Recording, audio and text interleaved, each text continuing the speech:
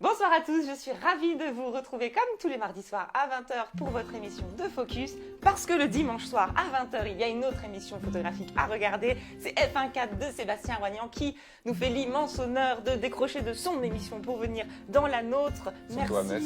Surtout à Metz. C'est quoi le problème avec Metz?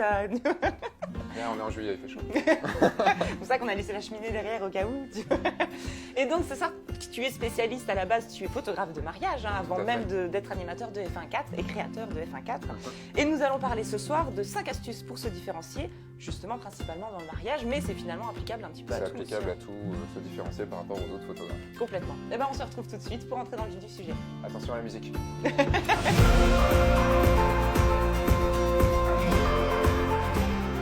Donc je vous le disais, nous avons l'immense privilège de recevoir Sébastien Roignan ce soir. Tu dis ça avec tous tes invités. C'est pas faux, mais en même temps, j'ai la chance d'avoir des invités d'exception, donc forcément, je me dois de aussi dire, bah voilà, le fait est que c'est un privilège. D'autant plus que je me permets une petite digression, qu'on est très très content du fait que justement une autre émission photographique soit ouverte d'esprit au croquette aussi au taquet. C'est pas grave, reste là, vas-y. Soit ouverte d'esprit, non mais c'est tout bête, ça montre aussi la ouverture d'esprit. F1.4 à pleine ouverture, je te rappelle. Allez hop là, ding ding ding, ça commence. Mais l'idée, oui, c'est vraiment de se dire aussi, il y a aussi un bon état d'esprit en fait, et ça fait très très très plaisir de te recevoir et finalement que tu nous soutiennes aussi d'une certaine façon dans la démarche qui est la même que la tienne.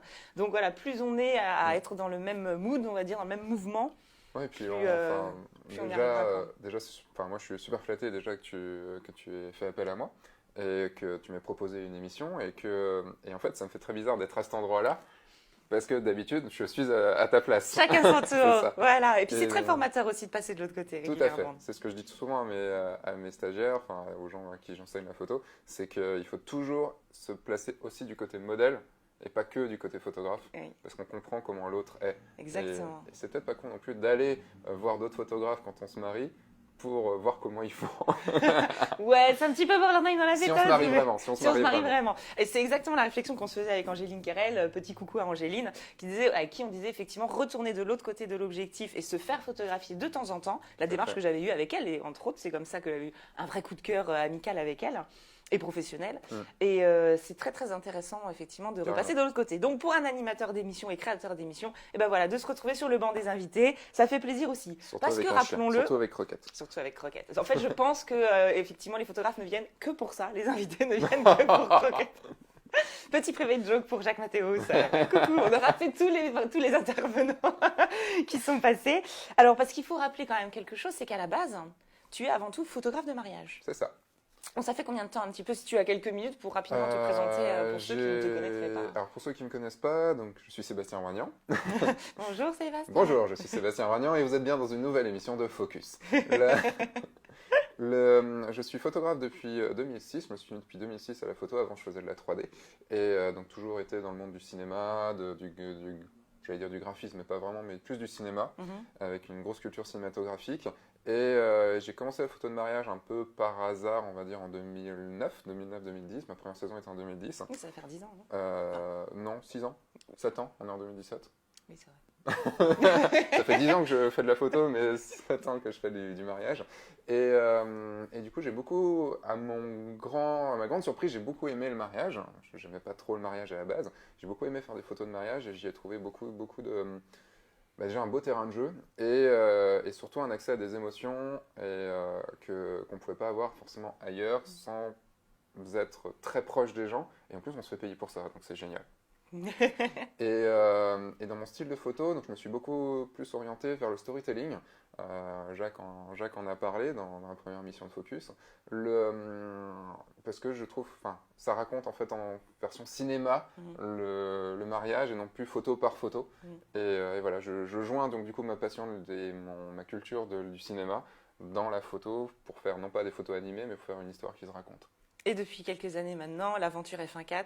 C'est ça, depuis tu partages, 2012, on arrive bientôt à 5 ans. Ça dépend quand sera diffusée cette vidéo, mais ça fera peut-être 5 ans que F1.4 existe. En 2025. Dans ce cas-là, ça fera 13 ans. J'en ai pris pas mal d'années. Et donc depuis 2012, du coup, je me suis lancé un pari fou, un moment qui était de faire une vidéo chaque semaine, un peu ce que toi tu fais du coup. Une vidéo où je vous apprenais quelque chose, ou que ce soit sur le Photoshop, que ce soit sur Lightroom, que ce soit sur le développement personnel, que ce soit sur le métier de photographe. On parle beaucoup de business, de marketing, de comment faire ses tarifs, comment faire du mariage, enfin tout ça. Et voilà, donc une vidéo par semaine depuis quasiment 5 ans, donc ce qui fait pas loin de 300 vidéos.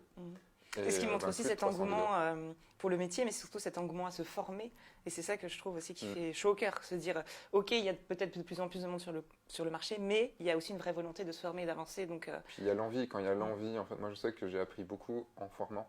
ouais, Et c'est ça le truc, c'est qu'on apprend beaucoup parce qu'on est nous-mêmes et qu'on fait un retour sur soi-même, on prend beaucoup de recul. Voilà. Et là, par exemple, j'allais dire être nous-mêmes. Il se trouve que c'est aussi c'est une magnifique transition. Très belle transition. Magnifique transition, puisque aujourd'hui, tu vas nous partager ton expérience aussi par rapport à tout ça, par rapport à 5 astuces finalement pour il va trouver sa place, après ça va aller. 5 astuces pour se différencier, pour sortir du lot, puisque c'est vrai qu'il y a aujourd'hui bien sûr énormément de concurrence. Comment sortir du lot et tu as une approche vraiment très intéressante qui n'est pas forcément il faut faire ça à tel moment, etc. Et j'aime beaucoup ton approche. Et le premier point, et ça nous permet d'entrer dans le sujet, est effectivement d'être soi-même. Voilà, le premier point, donc tu m'as demandé de trouver 5 points pour se différencier. Et le premier point, qui est tout con en fait, c'est être soi-même.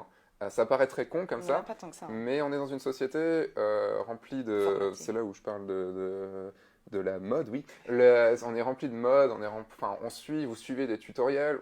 J'ai suivi aussi beaucoup, et je suis encore des tutoriels, je suis des vidéos, que ce soit sur Focus, que ce soit Creative Live, que ce soit sur Ampara, sur F1.4, sur tout ça, enfin voilà. Et chacun donne sa méthode. Et le truc, c'est qu'on se dit, ok, si ça a marché pour lui, ça va marcher pour moi si j'applique cette méthode-là. Et bien, pas forcément. Donc, un de mes premiers conseils, c'est de ne pas suivre les conseils. Alors, tu me disais hier que je me tirais une balle dans le pied quand je faisais ça, mais non, parce que je trouve que ce serait mentir que de dire, si vous appliquez ça, ça va marcher. Il n'y a pas de recette magique. Il n'y a pas de recette magique. La recette magique, elle est en vous. Et le truc, c'est que qu'est-ce qui peut vous différencier des autres? Quelle est la technique la plus simple pour vous différencier des autres? Est-ce que tu as une idée? D'être soi, comme en préparant l'émission, tu me disais, oui, il se trouve qu'il n'y a... même pas lui faire non, mais moi, c'est pas possible de me tronquer là-dessus. Je sais plus, c'était Gustav Parking qui avait une... J'aime bien citer Gustav Parking, je sais pas si tu connais Gustav Parking. De nom, oui. C'est un humoriste qui fait beaucoup d'improvisation et qui est en plus breton, donc...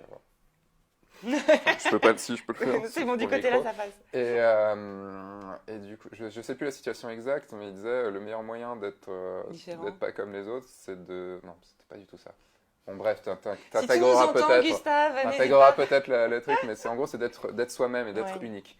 Et finalement c'est totalement impossible d'avoir un duplicata exact de soi-même, donc on est forcément unique par définition. Quoi. Même si je te donne tous mes conseils, tu les appliquais à la lettre, tu ferais pas du moi. Tout simplement parce que t'es pas moi et t'as pas le même vécu. Et c'est aussi pour ça des fois qu'on se retrouve face à des gens qui nous disent « Mais vous avez pas peur de donner tous vos conseils ?» Je dis « Mais pourquoi ?» C'est impossible de toute façon de refaire, à moins de refaire la même copie, etc. En fait, on parlait de ça hier, mais quelqu'un va pouvoir faire exactement la même chose que toi si toi déjà tu copies quelqu'un d'autre. Tu vois ? Si toi-même, ce que tu fais n'est pas toi. C'est-à-dire que si tu as appliqué une technique qui n'est pas du tout toi... Qui est donc reproductible. Mais ce sera reproductible parce que toi, tu as réussi à la produire selon un certain cahier des charges. Et alors que si je fais du moi, du coup, tu ne pourras pas avoir les mêmes raisonnements que moi. Et tu me parlais justement de tout ce qui est les phénomènes de mode et ces choses-là, se méfier aussi parce qu'à force de copier et d'essayer de rentrer dans un moule, finalement, on se retrouve à faire des choses qui, dans 10 ans, sont complètement Exactement. En ce moment, par exemple, c'est la grande notoriété des presets VSCO. Et on voit tous les mariages avec des VSCO, avec les noirs et blancs, les noirs et blancs avec des noirs pas noirs, des blancs pas blancs, ou des couleurs un peu décontrastées et tout. Moi, je suis certain que dans 5-10 ans, c'est mort. Dans 5-10 ans, ce sera daté de cette époque-là, des années 2010, alors qu'un beau noir et blanc, un vrai noir et blanc, comme on peut voir depuis 1900, ça reste, et ça restera tout le temps. Intemporel. Voilà. Et ce sera peut-être aussi, sans jugement quelconque, bien sûr, peut-être à cette époque-là sera aussi has-been que l'époque de la mariée au petit ou le bouquet en noir et blanc, le reste en couleur. Exactement, la désaturation. Désolé pour les mariés qui nous regardent et qui ont ce type de photos, mais c'est vrai que c'est daté d'une époque, effectivement. La désaturation partielle, c'est mal. Non, c'est le mal. C'est même pas mal, c'est le mal. 757 commentaires sur la vidéo sur la désaturation partielle.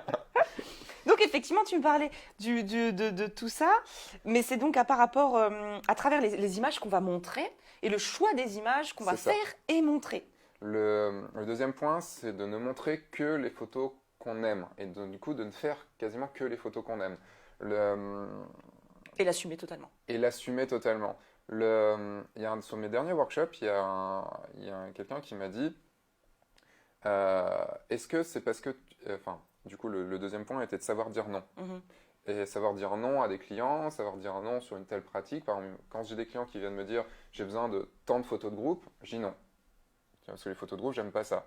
Et alors, on en fera quelques-unes, parce qu'il y a quelques photos de groupe que je trouve essentielles, genre la mariée avec sa maman et son papa, enfin voilà, tout ça évidemment. Mais si on me demande une liste de 20 ou 40 photos de groupe, je dis non. Mhm. Et c'est Et tu d'ailleurs, l'assumes, et et je puis l'assume si totalement, ça c'est d'ailleurs convient dit sur mon pas, site avant. c'est que c'est pas tes clients, donc au Et revoir, il y merci. Quoi. il y a un gars qui m'a dit mais est-ce que c'est pas parce que c'est un autre photographe de mariage, est-ce que c'est pas parce que tu as 2-3 étapes d'avance sur moi que tu peux dire non? Au niveau Et de ta carrière, quoi. voilà. Et je lui ai dit, j'étais très content de mon retour. C'était, savoir s'auto-congratuler derrière. C'est ça. C'est parce que j'ai dit non que j'ai 2-3 étapes d'avance sur toi. Mm. Et c'est ça le truc, c'est le jour où j'ai dit non, je me suis senti bien plus libéré, c'est là où j'ai avancé. Et on a peur de dire non, on a peur des non parce qu'on a peur de refuser des clients. Mais ça va prendre les points suivants que je vais développer. Mhm. Mais juste en disant non et en ne montrant que les photos qu'on aime déjà sur son site, en ne prenant que les clients avec lesquels on est bien, les clients qui nous ressemblent, et ben, du coup, on va amener que des clients qui nous ressemblent. C'est un cercle vertueux. Et c'est un cercle vertueux. Et donc voilà, assumez ce que vous êtes, assumez les photos que vous aimez, et vous aurez du coup des clients qui auront les mêmes goûts que vous, et vous prendrez du plaisir à faire ces photos-là. Et c'est la clé de notre succès, c'est la clé de notre métier. Enfin, j'ai tellement croisé des photographes qui étaient dégoûtés de ce qu'ils faisaient, tout simplement parce qu'ils ils travaillaient beaucoup trop pour gagner très peu. Donc ça c'est une autre histoire, on va pas le voir aujourd'hui, mais le coup d'augmenter ses tarifs. Mais surtout parce qu'ils faisaient des mariages qui les emmerdaient, j'ai pas. Ils étaient vraiment pas bien. Et j'ai fait des mariages qui m'ont grave emmerdé. Je suis désolé, je suis vulgaire. Mais tu pourras biper si voilà. Mais 30 minutes de bip. j'ai fait des mariages comme ça et maintenant j'en veux plus. Ça fait des années que j'en ai plus parce que Moins mais mieux, quoi. voilà. Quantité vs qualité, quoi. Exactement. Et alors justement, si on va un petit peu, tu as parlé tout à l'heure d'un sujet très intéressant, les blogs. Alors toi, tu as vraiment en plus toute une approche par rapport à ça qui est... Alors, je suis la première à faire, entre guillemets, tout le contraire de ce qu'il dit et de la façon dont il visualise le truc. Donc voilà, je ne me mettrai pas là-dessus. Mais justement, finalement, aller proposer autre chose dans le blog que... Voilà, j'ai fait le mariage de trucs et machin, voilà les photos, 60 photos, et appelez-moi si vous aimez, quoi. Et je fais juste une petite parenthèse à propos des blogs de mariage. Je vais pas me faire que des amis en disant ça, mais de toute façon les blogs le savent, que je dis ça. On se dit souvent, ça rejoint un petit peu le premier point, c'est faut passer dans des blogs de mariage pour avoir sa pub et tout ça, c'est toujours bien, ça fait des contacts. Je suis passé une fois sur un blog, ça m'a fait quelques contacts, bon j'ai rien signé derrière, mais j'ai fait quelques contacts quand même. Le truc, c'est que pour passer sur des blogs de mariage, qu'est-ce qu'un blog de mariage? C'est souvent des wedding planners ou des gens qui font des prestations sur des mariages, donc ils nous montrent que ce qu'ils veulent faire. Est-ce qu'ils aiment c'est que la déco qu'ils veulent, et donc du coup ils veulent des photos de déco. Oui. Moi je déteste la déco. Je déteste faire des photos de déco. Quand j'ai quelqu'un avec moi, j'envoie la personne j'envoie cet assistant faire les photos de déco. Parce que ce qui m'intéresse, c'est la vie, ce qui m'intéresse, c'est les invités, les interactions qu'ils ont entre eux et tout. Et donc du coup, je sais que jamais je ne passerai sur un... J'ai arrêté, au bout de la 3e tentative, j'ai arrêté. Je suis passé sur le blog de la mariée aux pieds nus, mais c'est elle qui est venue me voir, c'est Nessa qui est venue me voir, et j'étais très content parce que je suis le seul à être passé, quasiment le seul à être passé avec que des photos en noir et blanc et sans détail. L'ovni au milieu de tout le ça. blog. Exactement. Et mais finalement, le fait de ces blogs-là, alors je n'ai pas forcément d'avis là-dessus propre, et c'est justement intéressant d'avoir le tien. Est-ce qu'il n'y a pas une certaine forme de formatage un petit peu? Tout à fait. Et moi, et j'avais cette conversation, alors je ne sais plus trop avec qui j'en parlais il n'y a pas si longtemps que ça, mais de dire... si, je me souviens. Et bon, bref. Qu'effectivement, qui est en train de créer une communauté en ce moment de photographes. Donc, on a essayé de ramener aussi des photographes de blog finalement se retrouvent à être estampillés photographes de blog, quoi, comme quoi ça devient une vraie marque de fabrique finalement, et qui ne sont pas restés puisqu'ils ne se reconnaissaient pas là-dedans, alors que l'association en question se voulait être un melting pot et quelque chose de très très diversifié, et finalement sont partis. Donc c'est vraiment une niche dans la niche de la niche, quoi. Puis, Enfin, ça reste. et puis j'ai des mariés. Enfin, moi, une des premières choses que je dis aux mariés aussi, c'est je fais pas de photos type blog de mariage. Moi, après, il en faut pour tous les goûts et il y en a pour tout le monde. Il en faut pour tous les goûts, mais voilà, ces mariés-là. ce n'est pas ton style en tout cas. On a l'impression que c'est des gens que les mariés ne veulent que ça parce qu'ils ne voient que ça.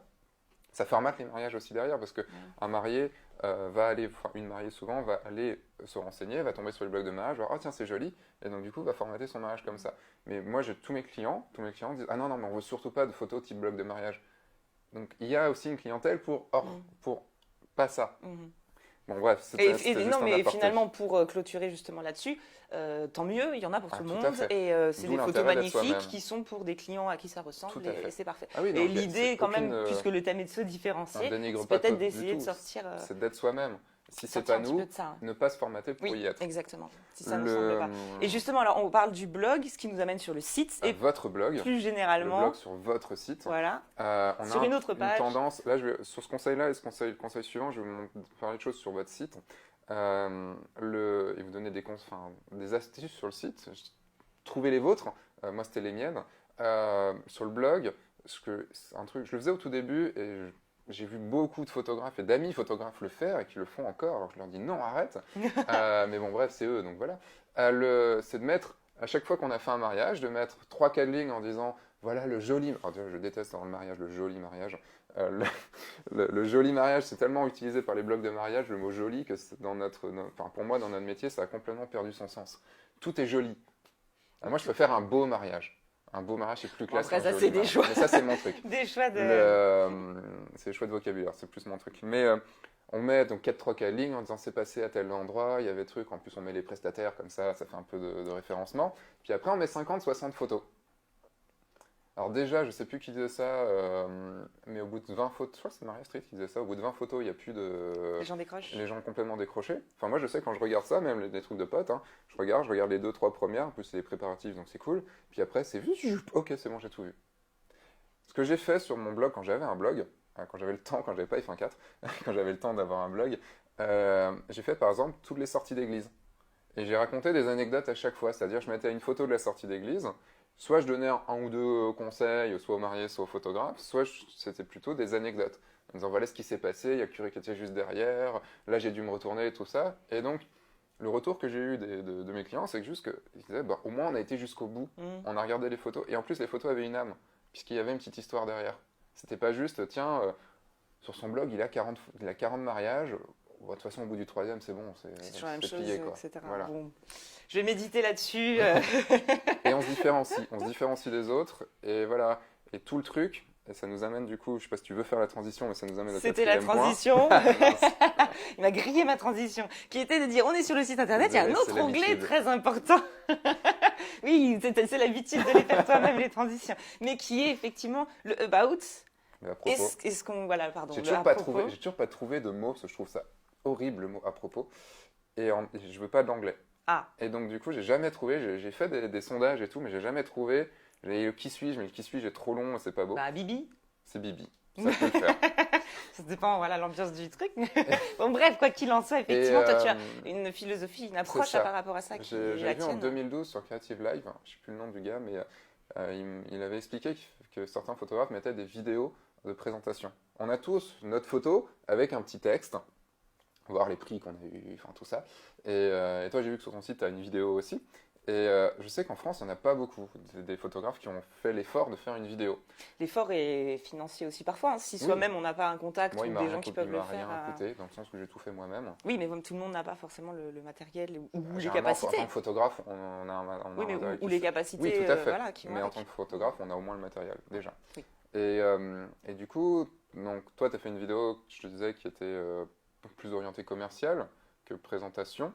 Oui, mais ce n'était pas une vidéo dédiée au About à la base. Voilà, c'est ça. Ce qui est une vidéo qui t'a fait plaisir, parce que je t'ai dit que c'était plus à l'américaine et tu étais contente du coup. Moi, j'ai fait la vidéo que j'avais vue, la vidéo de présentation que j'avais vue quand je l'ai vue sur Creative Live, c'était un couple et qui m'avait fait ultra rire. parce que c'était une vidéo très bien faite, très bien filmée et tout, sauf que c'était un couple qui disait en gros, nous pouvons photographier l'amour car nous le connaissons. Et à l'époque, j'étais tout seul et tout, je disais, ouais, du coup, moi je connais pas l'amour, donc du coup, j'ai pas le droit. Enfin, je sais pas le faire, c'est n'importe quoi. Déjà en train de monter au créneau, Et, tu sais, c'est ça. Non. Mais bon, ça va attirer une certaine clientèle. Moi, j'ai fait un j'aime pas. Alors, c'est souvent le cas, on fait souvent des j'aime pas en texte, mais j'ai fait un j'aime pas parce que je suis un fan de Jeunet, son court-métrage Foutaise et Amélie Poulain, évidemment, qui est dans un de mes films, qui est un de mes films préférés. Et j'ai fait un j'aime pas qui se voulait drôle, mais en même temps touchant, et qui parlait un petit peu de mariage. Pour bien montrer que je faisais de la photo de mariage. Et dedans, je dis, je n'aime pas les photos de groupe. Et au moins, c'est dit. Voilà, c'est dit. Et un jour, un client m'a dit, c'est osé quand même, parce que sur ton site, ta vidéo de présentation, c'est un j'aime pas. Et en gros, c'est soit on t'aime, soit on t'aime pas. Et j'y avais pas réfléchi comme ça, et c'est vrai. En gros, vous arrivez sur mon site, vous voyez, le premier onglet, c'est le à propos, et il y a cette vidéo qui se lance tout de suite. C'est-à-dire, quand on va sur le à propos, la vidéo se lance automatiquement, en grand. Enfin, en grand. En premier plan. Et elle n'est pas ultra bien réalisée, les plans sont pas tous magnifiques, enfin voilà, mais elle a le mérite d'être là. Et donc du coup, les gens qui vont me contacter, ça fait un tri monstrueux. Les gens qui vont me contacter, c'est les gens qui m'aiment déjà.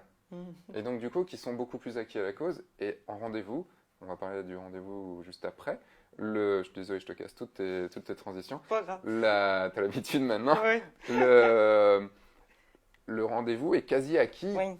Parce qu'ils sont déjà là, quoi. Et puis comme ils ont vu que des photos que j'aimais sur mon site, s'ils aiment les photos, ils aiment les photos que j'aime. Comme s'ils sont d'accord avec mon j'aime pas, et bah du coup, ils m'aiment déjà. Et tout le reste est fait comme ça. Et finalement, t'as pas à rejustifier, à réexpliquer toutes ces choses-là, c'est déjà fait, quoi. Mm. Et donc, effectivement, une fois que tu as fait ton tri, je fais ma transition. Une fois que tu as fait ton te laisse tri, pas avoir. une fois que tu as fait que le tri s'est fait spontanément, on va dire, via cette vidéo, entre autres choses, bien sûr. Tes clients arrivent, et là, les clients, on passe du temps avec. C'est ce que tu me répétais en boucle et en boucle. J'ai des amis photographes qui, dès la première chose, ils reçoivent le mail, la première chose qu'ils font, c'est envoyer la plaquette de tarif. C'est une technique. C'est une technique, mais qui permet de faire le tri aussi parfois. Qui permet de faire le tri, donc on n'a pas de rendez-vous où les gens n'ont pas les moyens, déjà. Oui. Mais par contre, je pense que ça nous empêche de faire un panier supérieur, de faire un panier moyen supérieur, parce qu'ils viennent déjà avec un tarif en tête. Et le truc, c'est que c'est un truc bien quand on a, par exemple, 50, 100 demandes par mois, ça permet de faire le tri. Moi, j'ai beaucoup moins de demandes, mais je transforme quasiment toutes mes demandes. Et j'ai un tarif de base, moi, qui est à 3005, donc déjà, c'est une certaine somme. Et c'est vrai que dans une réponse par mail, pour demander un rendez-vous, parce que je demande systématiquement un rendez-vous, que ce soit en vrai ou en Skype, je dis que mon premier prix est à 3005. Comme ça, déjà, ça écrème les gens qui ne peuvent pas mettre plus de 1500 ou 2000 euros, parce que du coup, je vais y passer 3 heures. Mon rendez-vous, c'est entre 2 et 3 heures, sans savoir si je vais signer à la fin, sans savoir leur budget. C'est quand même, c'est beaucoup de temps, c'est aussi du déplacement, c'est du temps passé, enfin voilà, on ne sait jamais. Donc c'est là où il faut pouvoir signer la plupart de ces rendez-vous. Et le truc, c'est qu'en passant du temps avec vos futurs clients, vous vous démarquez de tous les autres photographes, parce que 90% des photographes ne le font pas. 90% des photographes envoient leur plaquette, demandent un rendez-vous, et le rendez-vous dure quoi? Un quart d'heure, 20 minutes, une demi-heure. Et en une demi-heure, on n'a pas le temps de devenir amis, on n'a pas le temps de créer un pont. Après, alors c'est marrant parce que j'ai mis ça en place, suite à aussi une vidéo Creative Live d'un photographe que j'adore, je ne me rappelle jamais le nom, mais tu vas pouvoir sûrement m'aider. Un chauve, un peu vieux, qui fait des photos de mariage de stars, qui passe souvent sur Joe Bussink. Voilà, oui, d'accord, j'ai son Creative Live d'ailleurs. Enfin, j'en ai plusieurs et j'adore. Le problème, c'est que quand t'as dit un peu vieux, je me suis dit, oula, faut que je fasse gaffe. Il est pas tout jeune, il a commencé la photo à 40 ans. Oui, je te l'accorde. Mais bon, pour le coup, j'avais Salvatore Cincotta en tête. Tu vois. Aussi. Oh, il est moins vieux quand même. Oui, c'est pour ça. Et du coup, il montrait son rendez-vous et c'est génial. Et après, j'ai eu un pote marketeur, un Siegfried, qui du coup m'a dit non, mais ton rendez-vous est nickel. Niveau marketing, il est nickel. Pourquoi? Est-ce que je dis vite fait comment il se passe ou pas? Ah bah tu peux dans les grandes lignes, Ouais. et en plus il se trouve que c'est des Ce choses que tu sera, développes voilà, dans le si on produit veut aller après. plus loin avec toi. Ouais. Déjà, dans un premier temps, c'est de faire parler les mariés, c'est-à-dire j'ai besoin de les connaître. Je leur dis, vous me connaissez, vous avez vu mon j'aime pas, vous avez eu l'occasion peut-être de voir du F1.4, vous avez eu l'occasion de voir mes photos, donc vous me connaissez déjà un petit peu. Et surtout que je vais beaucoup parler après. Donc d'abord, qui êtes-vous? Mais pas qui êtes-vous pour votre mariage, qui êtes-vous? Vous. Oui, les gens. Et c'est souvent un truc qui est compliqué pour eux. Voilà. Bon. Deuxième point, je parle de comment j'aborde le mariage. Quelle est ma philosophie du mariage? Comment je fais des photos? Qu'est-ce que je leur apporte? Le storytelling que je fais? Le cinéma? Enfin, tu vois, Ta j'explique partie à toi, quoi. ma partie à moi. Ensuite, on arrive dans quelque chose de plus concret. Donc, qu'est-ce que j'ai dans mes packages? Qu'est-ce qu'ils auront, en gros, plutôt? Maria Street t'entendrait dire package. Psh, Oui, psh. mais je dis pas package. Collection. Je dis formule, mais on s'en fout, en fait. Maria Street, commente. À ce moment-là, on s'en fout en fait. Arrivé au moment où je le dis, on s'en fout en fait. Tout simplement parce qu'en fait, ils sont dans mon univers. Et surtout, j'aurais répondu à toutes leurs questions. En fait, ils ont même plus besoin. À chaque fois, je leur demande, vous avez des questions? Non. Ouais. Et ensuite, après, on parle tarif, puis contrat. Donc, tu vois, du super cool au plus chiant. Et en fait, arrivé à ce moment-là, j'ai répondu à toutes leurs questions. Et je vais pas développer plus là-dessus, mais le truc que j'ai à chaque fois, c'est merci, parce que jamais aucun autre photographe n'a pris le temps de m'expliquer tout ça, et maintenant, grâce à toi, on sait comment le mariage va se passer, on est plus rassuré, et du coup, ça va être cool de t'avoir à côté de nous. On est déjà en confiance. Voilà. On sent que tu es investi dans le mariage. C'est ça, et le truc que je dis, je dis à chaque fois que je suis prétentieux quand je le dis, mais je le dis juste avant, c'est le moment prétentieux. C'est hashtag Sébastien prétentieux. Et ça va faire plaisir à beaucoup de gens. Je dis, si vous partez avec moi, vous prenez pas juste un photographe. Vous prenez l'expérience Sébastien Roignan. Ah bah écoute, j'ai l'impression de m'entendre des fois. Mais c'est perturbant, je me vois en brun. Non, mais on en parlera dans notre vidéo, mais c'est ça le truc, c'est on leur vend une expérience, on leur vend un truc, on leur vend un moment, on leur vend pas juste des photos. Je raconte cette anecdote souvent. C'est qu'effectivement, j'ai un mari qui m'a fait la plus belle déclaration du monde, qui était tu n'es pas juste prestataire, tu es partenaire de notre mariage. Voire même, tu es notre meilleur ami sur le mariage. C'est pas faux. Ouais. Moi, c'est ce que je leur dis. Alors Sébastien, merci beaucoup pour déjà tout cet aperçu-là. Ce qui est génial aussi, je trouve, c'est qu'on a vraiment pu rentrer dans ton monde, ton atmosphère et ta vision des choses. Alors après, à chacun de prendre... Est-ce que je me suis assez différencié? Oui. Donc après, à chacun de faire un petit peu son tri et de prendre ce qui l'intéresse. Le reste, voilà, vous pouvez jeter. Je ne suis pas les conseils. Et donc l'idée, c'est qu'effectivement, on a vu un petit peu ton approche, on peut aller beaucoup plus loin dans tout ça, puisque tu nous proposes, alors toi, ton petit guide à toi de la semaine, c'est ta trame de rendez-vous de mariage, noir sur blanc, avec tous les détails et toutes les étapes. Totalement. Pour le trame de rendez-vous mariage. Donc, vous avez de quoi créer votre propre rendez-vous. On a vraiment une base hyper solide, en tout cas ta vision du truc, et après chacun fait un peu sa tambouille. Exactement. En allant plus loin, et alors j'ai trouvé ça génial, tu as filmé un rendez-vous de mariage. Et après... Quoi de mieux que d'avoir un vrai rendez-vous, quoi. Et surtout, derrière, tu l'as commenté, tu l'as remis en double. On se tape 2 fois, quoi. On se tape si une tu l'as fois pas compris, juste tu l'as une comme deuxième. ça, et une fois avec les commentaires, donc j'explique ce que je fais. En fait, il explique ce qu'il pense au moment où il dit les choses. Exactement. Alors là, un petit peu plus, voilà, toujours avec le guide qui est à côté de nous. Et si on veut avoir quelque chose de complètement personnalisé, on a la possibilité de faire un one-to-one avec toi, donc via Skype ou en présentiel si vous êtes dans le secteur de Lyon. Oui, et quand je me déplace aussi. Éventuellement, voilà. Et surtout, alors moi j'avais noté donc bilan, objectif, remise en question et surtout mise en place derrière d'un rendez-vous type, d'une trame de rendez-vous qui va être personnalisée à vous. C'est-à-dire, grosso modo, à la fin du rendez-vous, vous avez le lendemain un rendez-vous de mariage, et bien vous avez une trame qui vous ressemble et qui n'est pas, on va dire, la même que tout le monde, mais qui est surtout la vôtre et qui a été travaillée Je crois que je l'ai assez dit dans cet épisode, c'est qu'il faut se différencier, qu'on est tous très différents les uns des autres et qu'il va falloir trouver vos propres points forts, identifier vos points faibles pour faire en sorte de ne pas aller sur les points faibles ou de travailler les points faibles pour qu'ils deviennent des points forts. Et juste une dernière chose, cette technique, la technique que j'ai donc du coup mise au point, on va dire, que j'ai adaptée de d'autres techniques évidemment, que j'ai mise au point pour moi.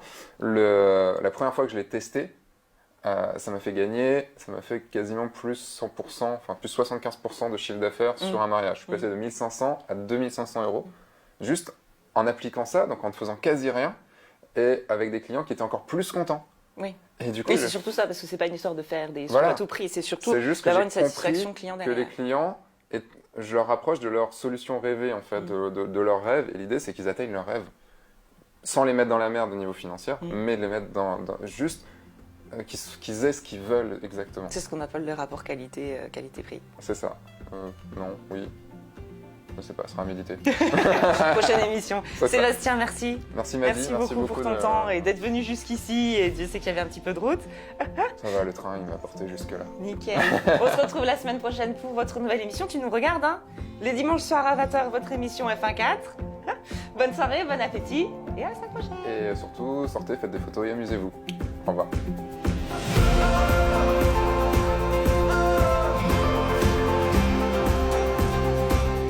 Ce soir, nous avons la chance et l'honneur de recevoir Sébastien Roignan qui va nous expliquer comment avoir 5 vannes complètement pourries dans une émission. Arsène était tard, il pensait qu'il était tôt et en fait il était tard. Comme c'est pas dans le champ, tu vois, je suis en tongs, en crocs. Il a regardé sa montre, il a vu qu'il était dans les temps. Parce qu'un étang dans un tétard dans un étang. Parce qu'un étant dans un tétard, c'est plus difficile. C'est une phrase taglac, taglac, taglac, taglac. C'est mignon, c'est tout mignon. Allez, tu sors.